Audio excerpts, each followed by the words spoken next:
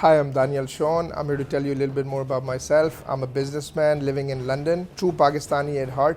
I'm here to tell you about myself. The youth of Pakistan moving forward, what they need to focus on is the technology sectors, and really one of the most key disciplines we need to learn as a nation is to work hard, because hard work is what takes you to the top. And if you look at China and you study the Chinese people, 50 years ago China had majority of people under poverty, and they eradicated 770 million people out of poverty. The biggest reason the Chinese were able to do this is because they worked hard. So I think the thing we need to instill in the youth today in schooling, basic education, at home, and everywhere as a nation is just hard work. Post-COVID, you need to ensure that your business plan is ready for disruption, because disruption is a part of our lives now. There's courses and colleges on disruption. I would advise everybody to take them. They're short courses. Trends keep changing. So if you want to be an architect, for example, architecture might go away with AI systems replacing architects. If you want to be a lawyer, similar things, there could be judges who are giving judgments based on AI, which I've heard are coming in Australia and these parts of the world. So lots of disruption happening. So just keep your business plan ready for any sort of disruption which can occur, and you have to be fluid and flexible, because the world now, it keeps changing fast. So we have to ensure that anything happens, we're ready to bounce and be fluid and be quick to change. I think I want to give a message for Pakistan, because this is a nation very close to my heart, and every time I come here, though I live in London, I come here, I want to see the nation succeed, and I want to see the people of this country succeed. So my message is that I think everybody needs to really have a sense of nationalism in the country, which is very required, because when I come here, even though I live abroad, there's a lot of people like, I'm from here, I'm from there, but no, we're one, we're whole, together we stand, and divided we fall. It's very important for everybody to have a collective mind and a collective goal, and the collective goal should be economic strength for this nation, because economic strength for this nation will lead to jobs, will lead to poverty alleviation, will lead to less crime, less hatred, less disparity of wealth. And when all these things happen, you'll see the nation rise, and that's really one thing that I would like to see, in my life at least. I've had many challenges in my career, I call it challenge and opportunity, so many opportunities, many learnings.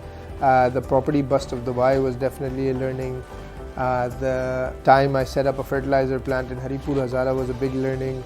Many instances in my career where I've learned a lot, but all I've learned through all those challenges is resilience is the key to success in anything in life, and I think I pride myself on thinking I'm resilient.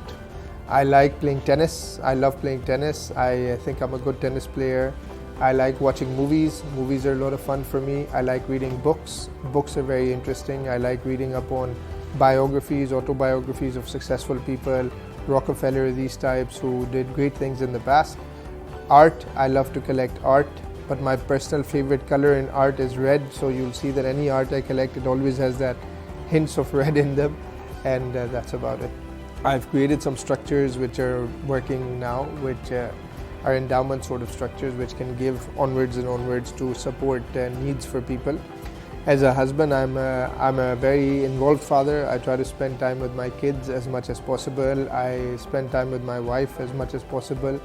Physically, not enough, but mentally, yes. I meditate once a day. I do journaling, which is very important. I took very good courses about this, and I do meditation, breathing exercises at least for 5 minutes every day in the office. That really helps you regain your focus. But physically, I need to definitely do more. I used to walk a lot, and I used to play a lot of sports, but lately I don't have much time. But I encourage everybody to do it. It's very important.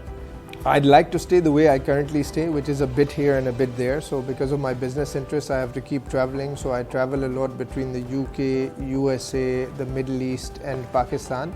So in a month, I'm probably 2 weeks in a month in the UK. UK is one of the best places I like, because it's a very great society to raise kids in, very clean, very orderly, and a place with very good people. And central London is like a world of its own, and it's its own like little country, so I love living there. That's a tough question.